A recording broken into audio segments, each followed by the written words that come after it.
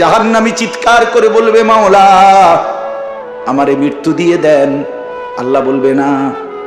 জাহান্নামী বলবে, আল্লাহ একটু সময়ের বিরতি দেন, 10টা মিনিটের বিরতি দেন মাওলা। 24 ঘন্টার আগুন, আমারে 10টা মিনিট একটু আলগা থাকতে দেন, আমি যে আর পারছি না মাওলা, এতটা ভীষণ আযাব আমি যে আর সইতে পারছি না মাওলা, আর পারছি না, আর পারছি না। লা ইউফাত্তারু আনহুম, আল্লাহ বলেন 1 সেকেন্ডের জন্য জাহান্নামের আযাব, আগুন বিরতি দেয়া হবে না। ফাতরাত আহুম ফীহি মুবলিসুন। এরপরে আল্লাহ বলেন জাহান্নামী এই দীর্ঘ 24 ঘন্টা অনন্তকাল আযাবের মধ্যে থাকবে। কেমনে থাকবে? মুবলিসুন, বিষণ্ণ হয়ে, উদাস মনে। কোনদিন চেহারায় 1 সেকেন্ডের জন্য হাসি ফুটবে না, কোনদিন আর সুখের নাগাল পাবে না। আজ তো বন্ধু রাত কেটে ভোর হয়, ভোর গিয়ে রাত হয়, অন্ধকার আলো হয়, আলো অন্ধকার হয়। যে হাসে সে কাঁদেও, যে কাঁদে আবার সে হাসেও, ঠিক না? কিন্তু রব্বুল আলামিন বলেন ওহুম ফীহি মুবলিসুন। জাহান্নামীর মন, জাহান্নামীর চেহারা বিষণ্ণ, উদাস, সব সময় হাসিবিহীন থাকবে, কোন সেকেন্ড হাসতেই পারবে না। এবার আল্লাহ নিজে বলবেন, মলিন চেহারা দেখে জাহান্নামীকে, জাহান্নামীর চিৎকারে আল্লাহ নিজেই বলবেন ওমা যালামনাহুম, জাহান্নামী নাফরমান, আমি কিন্তু তোর উপরে মোটেই জুলুম করি নাই। আমি রাতও দিয়েছি বান্দা, দিন দিয়েছি, আমি সুযোগ দিয়েছি, সময় দিয়েছি। 8টা বাজে এশার আজান হয়েছে, এখন বাজতেছে রাতের 11:30। তাইলে আমি কিন্তু হায়াত 3.5 ঘন্টা তো দিয়েছি, আর 4 এশার নামাজ পড়তে তো 3.5 ঘন্টা সময় লাগে না? লাগে। আমি তো ফজরের ওয়াক্ত আসার পরে ওয়াক্ত শেষ হওয়া পর্যন্ত প্রায় 1.5 ঘন্টা সময় দিছি, 4 রাকাত নামাজ পড়তে তো 1.5 ঘন্টা লাগে না? আমি তো জোহরের আজান হওয়ার পরে জোহরের ওয়াক্ত প্রায় 2.5 ঘন্টা, 2 ঘন্টা তো দিয়েছি, জোহরের নামাজ পড়তে তো বান্দা 2.5 ঘন্টা লাগতো না? হ্যাঁ। আসরের নামাজ 4 রাকাত নামাজ পড়তে তো 1.5 ঘন্টা লাগে না? তাহলে বলো না বান্দা, আমি কি কোনো জুলুম করেছি কিনা বলো? ওমা যালামনাহুম, আমি বান্দা নাফরমান, আমি কিন্তু তোমাদের উপরে, তাদের উপরে জুলুম করি নাই। ওয়ালাকিন কানু হুমুজ জালিমিন। আল্লাহ বলে বরং নাফরমান জাহান্নামী, তুই নিজেই নিজের উপরে জুলুম করেছিস। তুই আমার রাতকে গান বাদ্য আর সিনেমার নর্তকীর নাচ গান আর উলঙ্গ ছবিতে শেষ করে দিয়েছিস। তুই আমার দিনকে গুনাহ, সুদ, ঘুষ আর অবৈধ উপার্জনের পিছনে শেষ করে দিয়েছিস, নিজেই জুলুম। এবার শুনেন, এবার আল্লাহ তাআলা বলে জাহান্নামী, এবার শুনেন আল্লাহ যখন এটা বলবে, জাহান্নামী এই ভীষণ আযাবে একটা বিরতি নাই। এইবার জাহান্নামের ফেরেশতাকে ডাক দিবে। জাহান্নামের দায়িত্বে প্রধান যেই ফেরেশতা, ওনার নাম মালিক। ওনার নাম কি? মালিক ফেরেশতা। এই কোরআনে ওনার নাম ডাইরেক্ট এখানে আছে। জাহান্নামী বলবে ওয়ানা দাউয়া মালিক লিয়াকদি আলাইনা রাব্বুক। ওহো,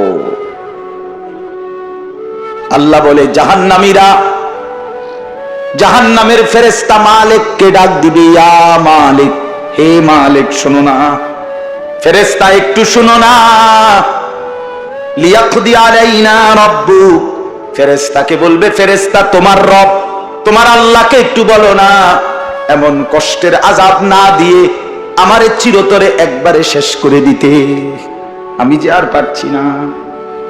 লিয়াকদি আলাইনা রাব্বুক, বলো না ফেরেশতা, তোমার মাওলাকে বলো না, তোমার রবকে বলো না আমারে একদম শেষ করে দিতে, আমারে মৃত্যু দিয়ে দিতে, আমি যে আর পারছি না।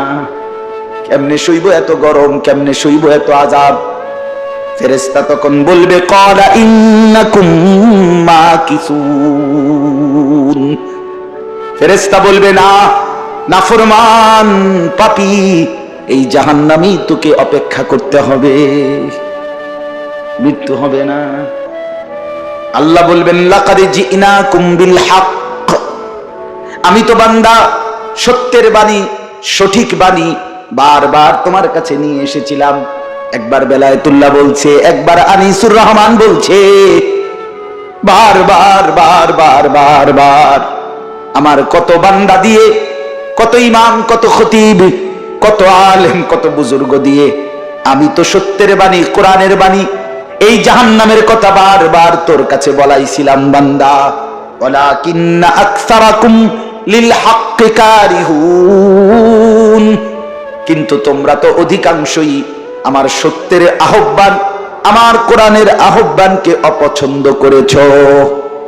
এবার দেখেন একটা শক্ত কথা আল্লাহ বলছে, আম আবরামু আমরান ফাইন্না মুবরিমুন। আল্লাহ বলে, জালেমরা, পাপীরা, তোরা আমার আযাব থেকে বাঁচবার কোনো ব্যবস্থা করেছো কিনা তোমরা ঠিক করো। ফাইন্না মুবরিমুন, আমি তোমাগরে কেমনে ধরবো, শাস্তি দেব কি কি, এগুলো আমি আল্লাহ আমারগুলো ঠিক করে ফেলেছি।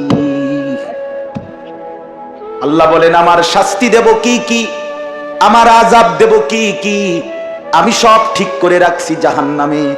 তুমি বান্দা বাঁচবা কেমনে, তোমারটা তুমি ঠিক করছো কিনা বলো।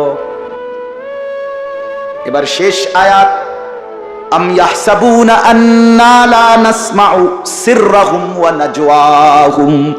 আল্লাহ বলে, নাফরমান পাপীরা, জালেমরা, দুশমনরা মনে করে আমি তাদের গোপন কথা, অন্ধকারের গোপন পরামর্শ, একেবারে চুপচাপ নিরিবিলি কথাগুলো আমি শুনতে পাই না। কারণ ইয়ারফোন লাগাই রাখছে না, মা কানের মধ্যে দুইটা বল্টু লাগাইলে তার আল্লাহ শুনে না, কথা কয় না। হ্যাঁ, আল্লাহ আল্লাহ জিজ্ঞেস করছে, তুমি এই ভাবছো না তুমি যে কানের মধ্যে গান শুনবার টাইমে ইয়ারফোনের বল্টু লাগাইয়া রাখো, তুমি মনে করছো না ফরমান মাইনসে না শুনে না, তো মাইনসে যখন শুনে না আমিও শুনি না নাকি? জবাব দেন, ওই যুবক বলো না মিয়া, মাটির নিচে কিংবা অন্ধকারে অথবা একাকী কোনো গোপন জায়গায় তুমি যে অসভ্যতা করছো, যে ভিন নারীর সাথে কথা বলছো, বন্ধুদের অসভ্য আড্ডা দিচ্ছ, তুমি মনে করছো গ্রামের কেউ দেখে না, গ্রামের কেউ জানে না। আল্লাহ বলে, তাহলে তুমি কি এই ভেবেছো যে আমি আল্লাহও জানি না? বালা, হ্যাঁ, আল্লাহ বলেন আমি জানি, আমি শুনি, আমি দেখি। আর ওয়ারসুলুনা লাদাইহিম ইয়াকতুবুন, আমার পক্ষ থেকে মনোনীত ফেরেশতা ডান কাঁধে বাম কাঁধে, তারা কিন্তু সাথে সাথে 24 ঘন্টা ইয়াকতুবুন, লিখতেছে লিখতেছে লিখতেছে লিখতেছে কিনা বলেন? ডান কাঁধের আর বাম কাঁধের ফেরেশতাকে তুমি তোমার থেকে আড়াল করবা কেমনে? বলেন না কেন? কেমনে আড়াল করবেন? সুযোগ আছে কারো? আল্লাহ আমাদেরকে বুঝ দান করে। অতএব বাপ, জাহান্নামীর আর্তচিৎকার শুনলেন আপনি, জাহান্নামী আল্লাহকে ডাকবে, জাহান্নামী ফেরেশতাকে ডাকবে, জাহান্নামী একটু আযাবের হালকা করতে চাইবে, জাহান্নামী মৃত্যু কামনা করবে, জাহান্নামী কত ভাবে যে বাঁচতে চাইবে, কিন্তু কসম আল্লাহ বাঁচতে পারবে না। এই জন্য দয়া করে রাত গভীরে মেহেরবানি করে চলেন প্রত্যেকে, ইনশাআল্লাহ সিদ্ধান্ত নিন। শেষ পর্যন্ত যে কয়জন যুবক টিকে রইলা, বসে রইলা, ভাইয়া তোমাদের কাছে অনুরোধ,